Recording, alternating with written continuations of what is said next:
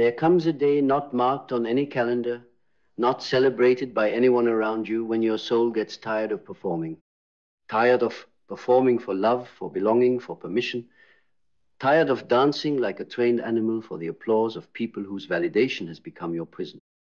It is on this silent day, often in your lowest hour, that a new force is born in you, not loud, not dramatic, just still, a stillness so deafening it roars. This is the beginning of your awakening, the birth of a power you've never touched before. Because the moment you stop needing approval, you stop being controlled. You see, there's a reason the masses are kept docile, predictable, tamed. And it isn't just by laws or leaders or systems. It's by a deeper chain, one far older, far more invisible. The need to be liked, the compulsive need to be accepted, seen, and approved. It wears many masks: people-pleasing, overachievement, fake humility, polite compliance. But at the root of it is fear. Not fear of death, but of rejection. Not fear of pain, but of disconnection. And that fear is the true leash. Carl Jung once wrote, "The most terrifying thing is to accept oneself completely. Not because self-acceptance is hard, but because it means letting go of the entire architecture of false belonging you've built around yourself. The moment you accept yourself, you threaten the system that was built on you hating yourself. And that's when your real power begins. Because approval, when craved, makes you a slave. But when no longer needed, it becomes irrelevant. Suddenly, the manipulations don't work. The guilt trips fail. The sideways complements the social games. The threats of exclusion, they bounce off of you like arrows against stone. Because you've gone inward. You've made the descent into yourself, into your shadows, and made peace with what you found there. When you need nothing from anyone, you're free to move with truth. But let's be honest, you weren't taught to live like this. You were conditioned. Conditioned to be good, conditioned to obey, conditioned to fit the mold, wear the mask, stay quiet, and color inside the lines, not for your own peace, but for the comfort of others. They called it manners. They called it discipline. They called it being a good person. But what they meant was compliant, acceptable, easy to control. This need for approval is not just emotional, it's ancient, evolutionary. In tribal times, exile meant death. Being cast out of the group meant no food, no fire, no protection. So the need to fit in was wired into our nervous systems as survival. But here's the tragedy: we've outgrown the tribe, but not the wiring. We live in a world of 7 billion people, yet fear one person's disapproval like it's a death sentence. And until you face that wiring, until you break the trance, you live a ghost life.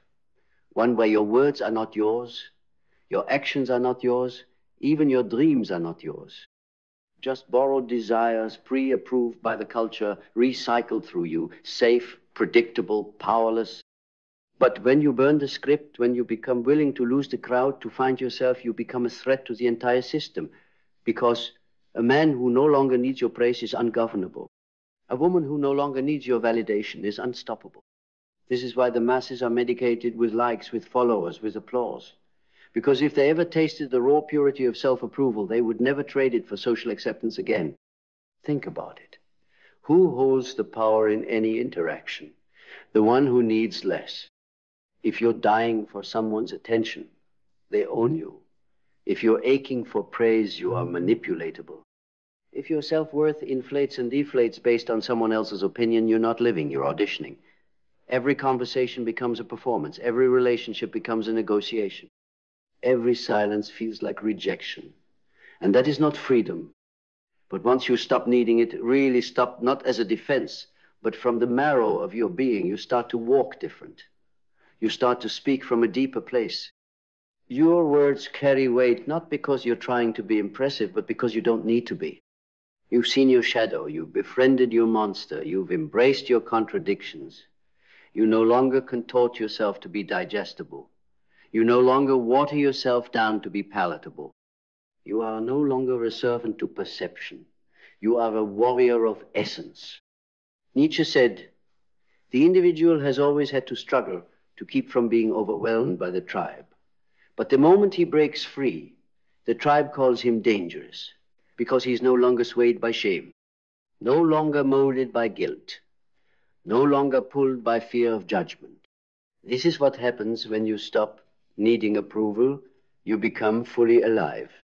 Not half alive, not image alive, not socially alive, fully alive, with the ability to say no without guilt, to say yes without fear, to stand alone in your truth without needing a hand to hold.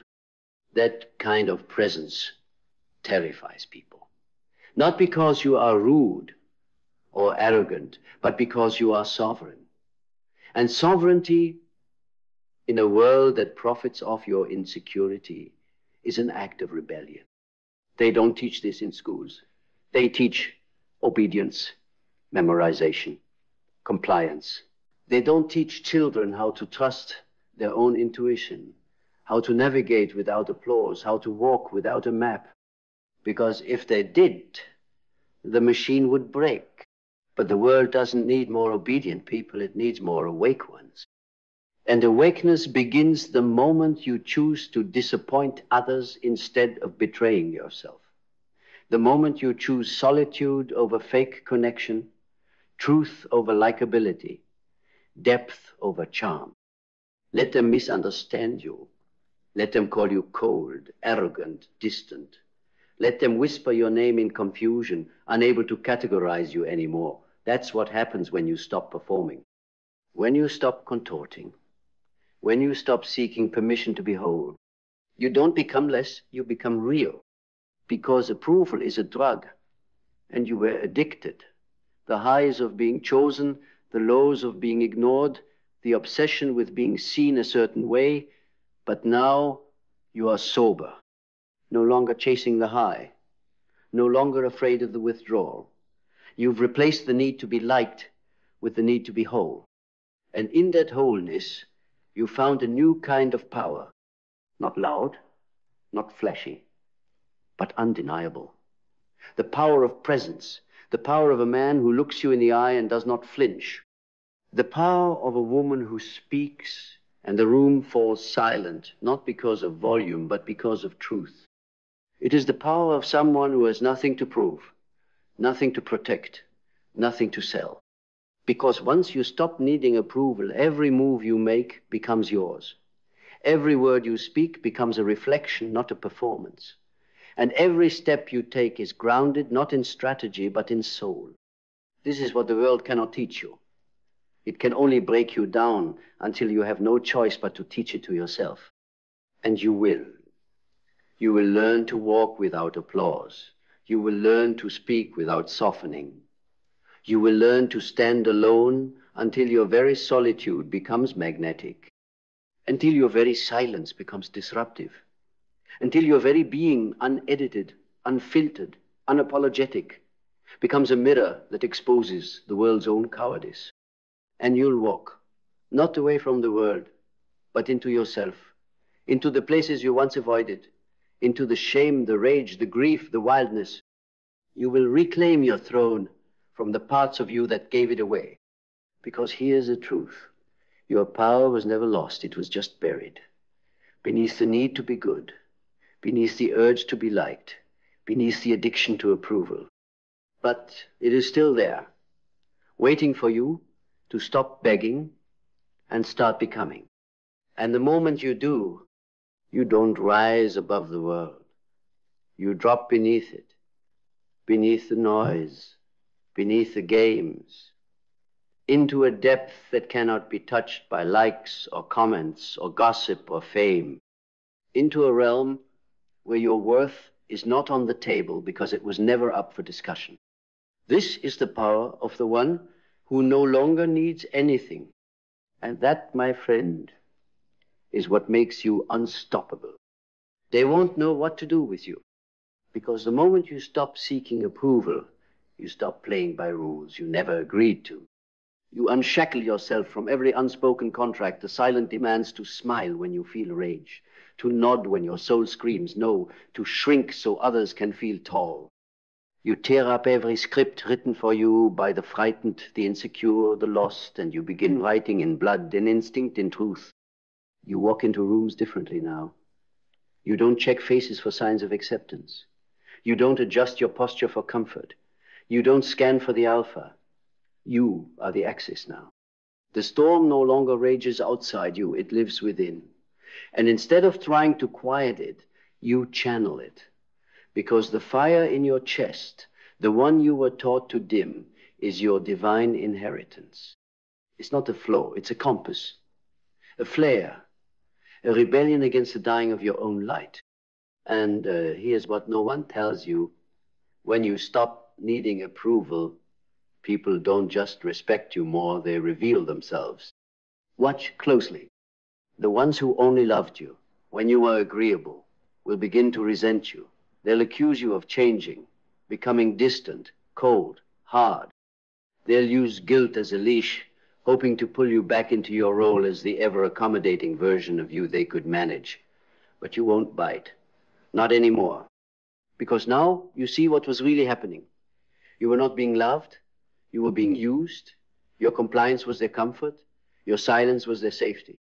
But also the ones who are real, the ones who are sovereign too, they will feel you. They will recognize the resonance. They'll hear your no and feel respect, not rejection. They'll see your boundaries not as walls, but as doors, the kind only the true can enter. Because that's what real approval looks like. It's not demanded, it's not earned, it's witnessed. And once you find that, once you taste the sacred honesty of being seen without having to perform, you will never trade it again for surface praise. Because surface praise is sweet poison. It flatters your ego while starving your soul. Look at the greats, the truly untouchable. Malcolm X didn't beg for likes. James Baldwin didn't ask for safe applause. Frida Kahlo didn't wait for permission to be untamed. They walked the earth with fire in their veins, unshaken by the tremors of public opinion. And that fire, it was lit the day they stopped asking the world for permission to exist. You see, the moment you stop needing approval, your relationship with fear changes. Fear no longer whispers threats of rejection, it becomes a teacher, a mirror, a path. Because approval was never about love. It was about safety.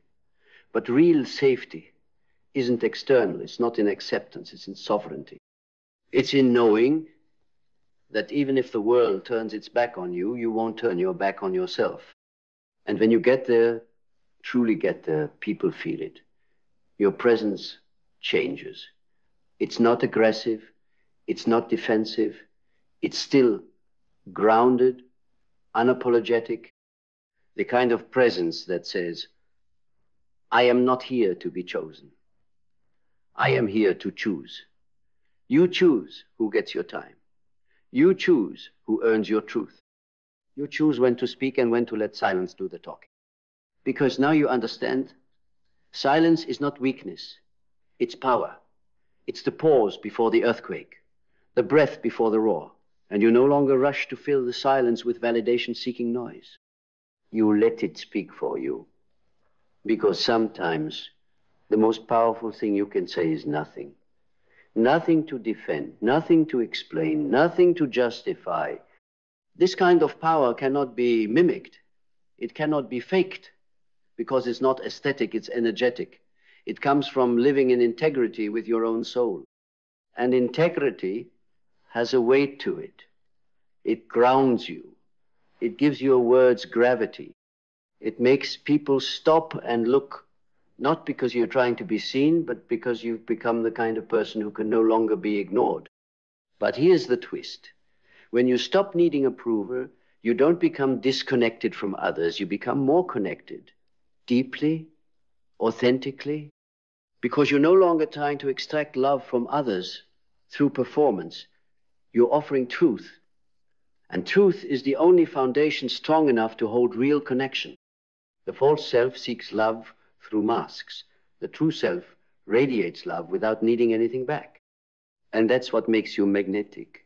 Not the charm, not the persona, but the rawness, the vulnerability, the courage to show up as you are flawed, wild, whole, not trying to be impressive, just trying to be real. And that's the irony of it all. The more you need approval, the less you get it. The more you try to be likable, the more forgettable you become. But the more you stand in your raw truth, untamed, unmasked, the more unforgettable you become. Because in a world addicted to image, truth is a revolution. And you, my friend, you have become the revolution. They won't know what to do with you, but they will feel you. Long after you leave the room, long after your voice fades, long after your eyes stop looking into theirs, because you didn't come to please. You came to awaken. And awaken you have. This is what happens when you stop needing approval. You become the flame, not the moth, the signal, not the echo, the architect, not the actor. And nothing, no rejection, no silence, no misunderstanding can touch you again. Not because you're cold, but because you're home, you will lose things. Let's make that clear. This path isn't painless. You will lose people. You will lose roles. You will lose the illusion of belonging. You will feel the ache of silence when those who once adored you no longer know how to stand next to you. But let that ache be sacred. Let it stretch you. Because what you're losing is not love, it's dependency. What you're shedding is not connection, it's the need to earn your place. And in that shedding, something terrifying and holy happens. Your real life begins. You start to breathe in a way you never have. Not shallow, not performative, but deep, primal, cellular. You remember what it means to exist without being edited, without softening your edges for the comfort of fragile egos, without translating your fire into palatable language. You stop managing your truth like a brand. Because your life is not a pitch, your voice is not a campaign, your existence does not require applause. This is the sacred revolt. When you stop asking for permission to be whole, and yes, it will unsettle people. It will unsettle you, because for the first time, you will feel the full weight of yourself. No filters, no cushioning, just raw, undiluted selfhood. It's intense, it's strange, but it's yours. And there is a peace in that intensity that the superficial world will never understand.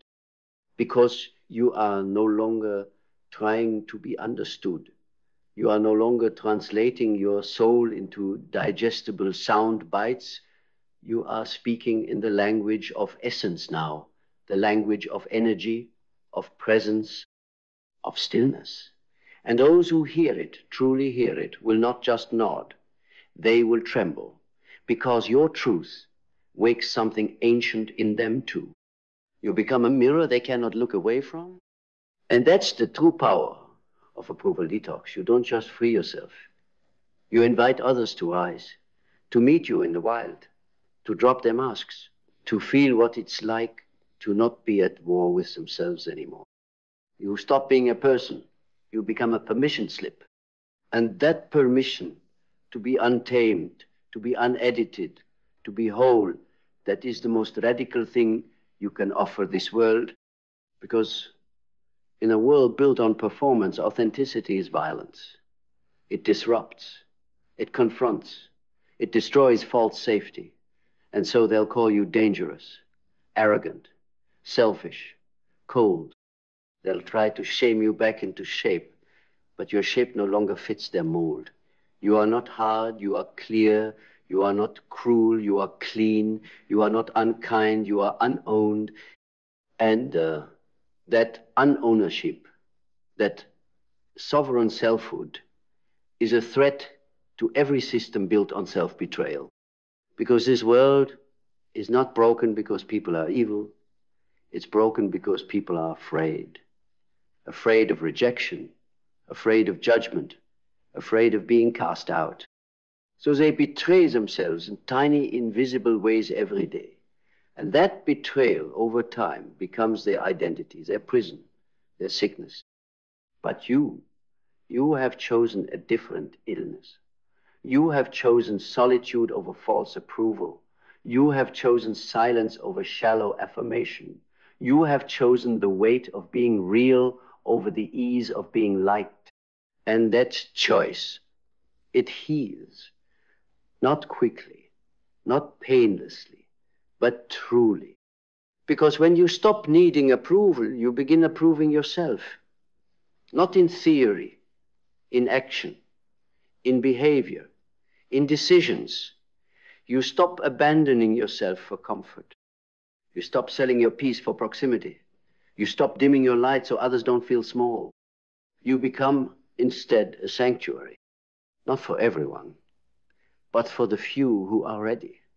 Ready to stop the performance, ready to feel again, ready to be again. Because being, in its truest form, requires nothing from the world. It just is. And that is the power of self-approval.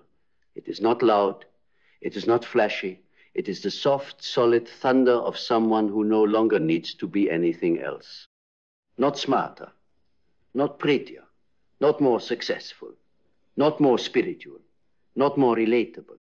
Just here, now, as is, unapologetically. And from that place, that stillness, everything changes. You don't chase anymore. You don't prove. You don't convince. You attract what is real. You repel what is false. You move with precision, not desperation. You speak when it matters. You walk when it's time, and you rest without guilt, because you have nothing left to earn. And this is what the world fears the most. A human being who is no longer afraid to be exactly who they are, without apology, without disguise, without dilution. Because that kind of being cannot be bought, cannot be bribed, cannot be moved by fear. They are dangerous, they are holy, they are whole, and now so are you. So here you are, not the version they groomed, not the version they praised, but the version that rose from the ashes of needing anything from anyone. No longer bending, no longer begging, no longer betraying yourself for a seat at a table you never even wanted to sit at. You are not cold, you are clear. You are not heartless, you are whole. You are not above them, you are finally, fiercely within you. And in this final breath of becoming, you realize you were never lacking. You were never too much. You were never the problem. You were simply never meant to be owned. They tried to clip your wings by telling you they were protection. They tried to soften your roar by calling it inappropriate. They tried to tame your wild by naming it unstable. But the truth is, your freedom scared them because it reminded them of their own chains. Let them be scared. Let them whisper. Let them call you everything but your name. Because you are not here to make others comfortable with your power. You are here to be it. And in being it, you give others a silent invitation to rise, to stop performing, to walk through fire without asking who will hold their hand, to speak without rehearsing, to leave without apologizing, to live without pretending. You do not need approval. You are the approval, stamped by your own soul, sealed by your own becoming, sanctified not by applause, but by the raw, relentless, irreversible fact that you survived every attempt to make you forget who you are. So walk, not for them, not for praise, but because this world is starving for someone, anyone who knows how to live unowned. And that someone is you.